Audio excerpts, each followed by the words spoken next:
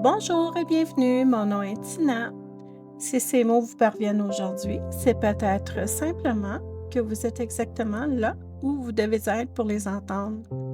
Ceci est la première vidéo d'une série explicative autour du sujet de la manifestation, parce qu'on aime ça de la manifestation.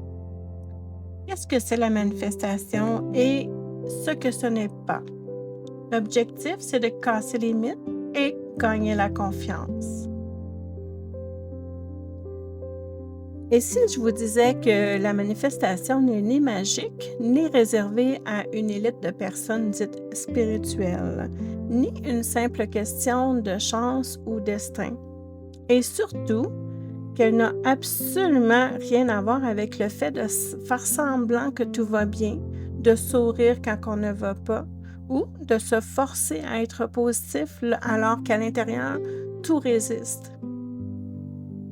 Si vous êtes ici aujourd'hui, ce n'est probablement pas par hasard. C'est peut-être que vous avez déjà entendu parler de la manifestation, que vous avez essayé certaines techniques, répété des affirmations, visualisé, espéré, et que malgré tout cela, une petite voix intérieure continue à murmurer « Pourquoi ça marche pour les autres, mais pas pour moi? » Si vous vous êtes déjà posé cette question, je veux vous rassurer tout de suite. Cette vidéo n'est pas là pour vous promettre des miracles, ni pour vous dire que vous faites quelque chose de mal. Elle est là pour remettre les choses à leur place, pour apporter de la clarté et surtout pour vous aider à comprendre la manifestation d'une manière plus juste, plus humaine et plus accessible. Aujourd'hui, on ne va pas chercher à forcer quoi que ce soit. On va simplement comprendre et parfois comprendre est déjà le plus grand pas vers le changement. Commençons par casser quelques mythes très répandus parce que beaucoup de malentendus autour de la manifestation viennent simplement de là. La manifestation n'est pas de la magie. Ce n'est pas claquer les doigts en attendant que tout apparaisse. Ce n'est pas faire un vœu à l'univers comme on souffle des bougies. Alors, avant de pratiquer, nous devons clarifier. Ce n'est pas répéter une phrase en espérant qu'elle règle tout votre vie à votre place. Si la manifestation fonctionnait de cette façon, soyons honnêtes, tout le monde serait millionnaire, serein, en pleine santé et parfaitement heureux. Or, la vie ne fonctionne pas comme ça. La manifestation ne contourne pas la réalité. Elle ne vous évite pas les émotions, les choix ou les apprentissages. Elle travaille avec notre réalité intérieure, pas contre elle. Autrement dit, la manifestation n'est pas une baguette magique. C'est un processus d'alignement entre ce que vous vivez intérieurement et ce que vous laissez entrer dans votre vie. La manifestation n'est pas faire semblant que tout va bien. Un autre mythe très répandu, cette idée qu'il faudrait rester positif en tout temps. Mais faire semblant que tout va bien quand ce n'est pas le cas crée souvent de l'effet inverse. À l'intérieur, cela génère de la culpabilité. Je ne devrais pas ressentir ça. De la pression. Il faut que je pense mieux. Et beaucoup de résistance intérieure. Et plus il y a de la résistance, moins l'énergie circule. La manifestation ne vous demande pas de nier ce que vous ressentez. Elle ne vous demande pas de sourire quand ça ne va pas. Elle ne vous demande pas de mentir à vous-même. Elle vous demande au contraire de vous écouter honnêtement. Parce que ce que vous refoulez intérieurement continue d'agir, mais en silence. La vraie manifestation commence quand vous arrêtez de lutter contre ce que vous ressentez et que vous commencez à l'accueillir avec un peu plus de conscience et douceur. Ce qu'il est important de comprendre ici, c'est que la manifestation n'est pas une performance, ni une obligation d'aller bien, ni une course à la pensée parfaite. C'est un chemin de compréhension intérieure. Plus vous êtes sincère avec vous-même, plus vous créez un espace où les choses peuvent enfin circuler naturellement. Mais pourquoi ça ne fonctionne pas pour moi? Si vous avez déjà pensé ou même simplement ressenti intérieurement, j'essaie vraiment, mais ça ne fonctionne pas. Les autres y arrivent, mais pas moi. J'ai suivi toutes les étapes, pourtant rien ne change. Alors cette partie est importante pour vous. Et surtout, prenez une respiration parce que la réponse n'est ni décourageante ni culpabilisante. Très souvent, ce n'est pas parce que vous faites mal la manifestation. Ce n'est pas parce que vous n'êtes pas assez discipliné, pas assez spirituel ou pas assez aligné. C'est simplement parce que vous essayez de manifester depuis un état intérieur de survie.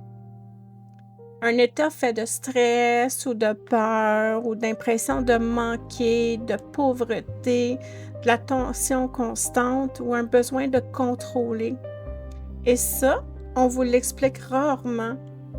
On vous dit quoi faire, visualiser, affirmer, croire, écrire, imaginer, mais on ne vous dit presque jamais depuis quel intérieur le faire.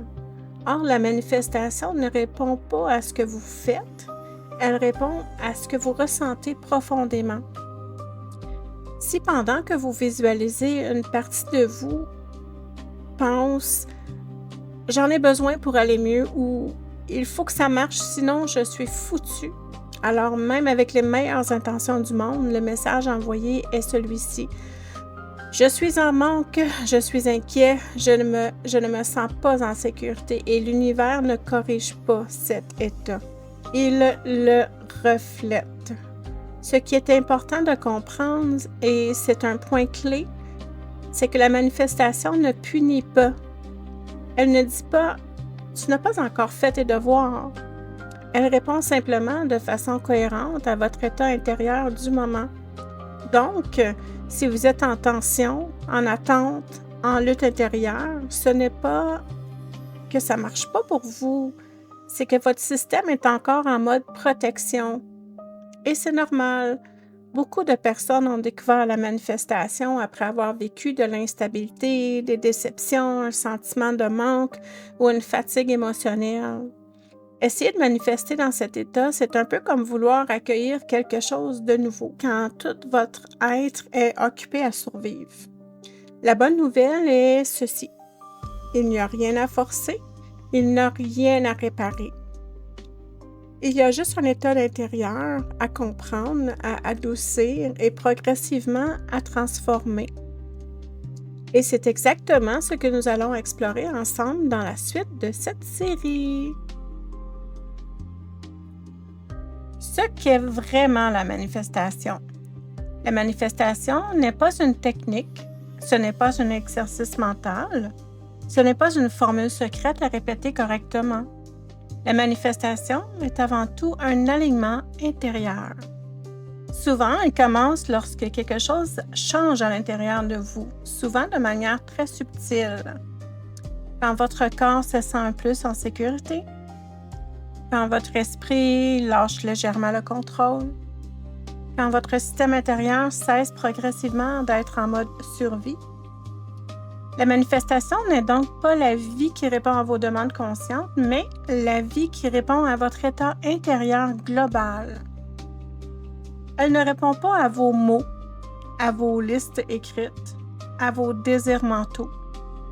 Elle répond à ce que vous incarnez réellement au quotidien, à votre posture intérieure, à votre relation avec vous-même, à la façon dont vous traversez le monde. Autrement dit, la manifestation n'est pas ce que vous demandez, c'est ce que vous êtes dans votre manière d'exister. Voici un exemple simple. Deux personnes peuvent vouloir exactement la même chose, la même intention et le même objectif. La première pense intérieurement « j'espère vraiment que ça va marcher parce que sinon je suis foutue ». Même si extérieurement, elle visualise, elle affirme, elle fait tout comme s'il faut, à l'intérieur, son corps est tendu, inquiet et en attente. La deuxième personne ressent intérieurement « je suis ouvert, je fais confiance et je verrai bien ».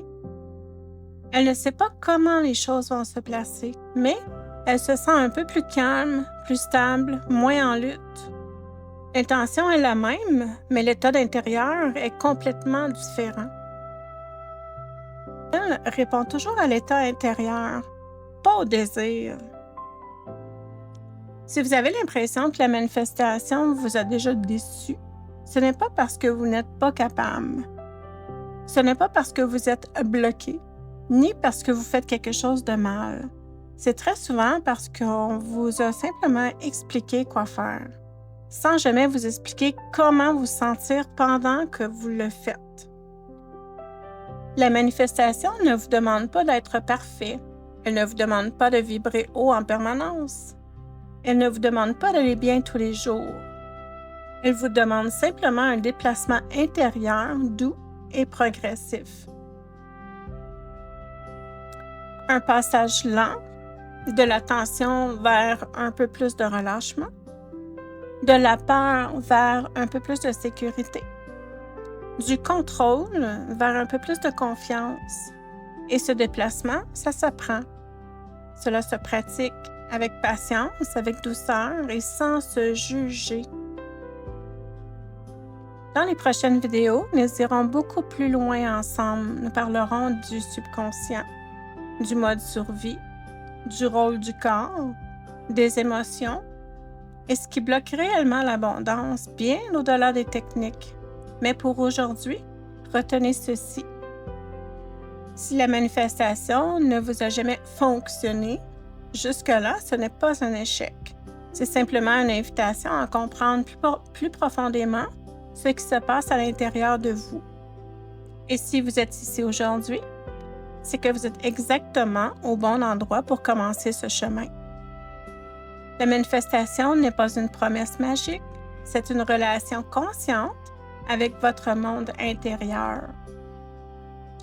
Si vous sentez que ce chemin vous correspond, je vous invite à vous joindre à nous pour cette nouvelle aventure à votre rythme dans la compréhension et la présence. Je vous dis à la prochaine!